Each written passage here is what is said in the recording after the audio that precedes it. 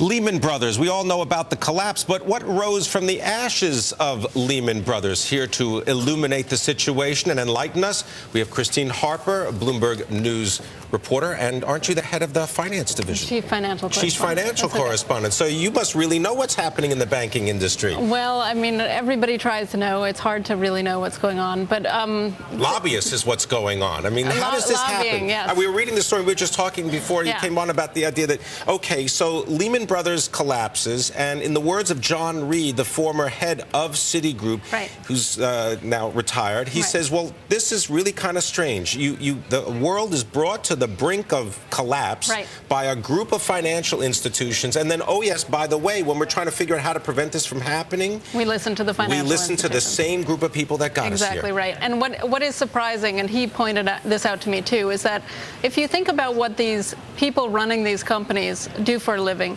it's not, their job is not to make the system safer. That is not what they're paid to do. They're paid to maximize returns for shareholders. So they are doing their job when they propose solutions that benefit their company.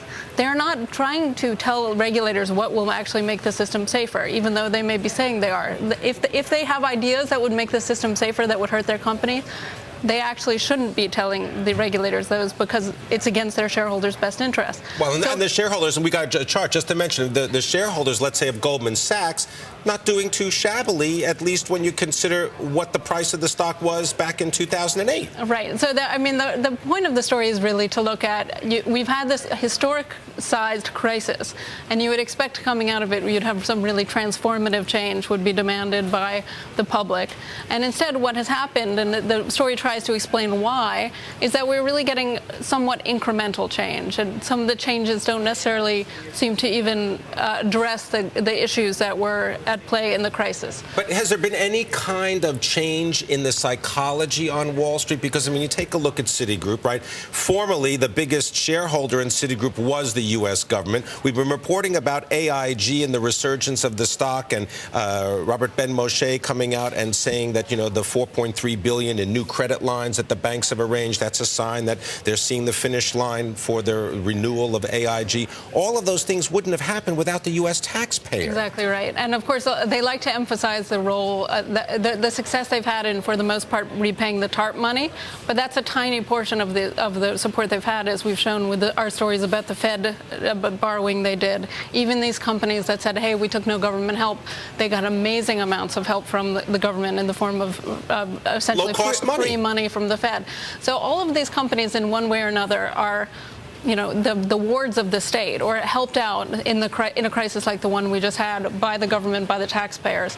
But when it comes to reforming the system, they are trying to protect their privileges they have already. Well, the system is working for them. The system is working for them. And so the changes that have been implemented are, as I say, sort of around the edges. And they're being worked out in little ways. I describe in my story how in the rule writing for the derivatives reform, some proposals to make pricing more transparent are being beaten back, and it's becoming less transparent than they might want to make it. So, and that's all, you know, that's all a function of lobbying by the industry. And the capital rules that are being introduced, the new capital regulations, they're being spread out into how many years into the future? So, and they use the bad economy as a reason to support their idea that they have to be healthy in order to support the rest of the economy. Exactly. So they have all these cards to play. You know, if you overregulate us, the economy will be hurt. If you do things that could damage us, that you could send us back into free fall.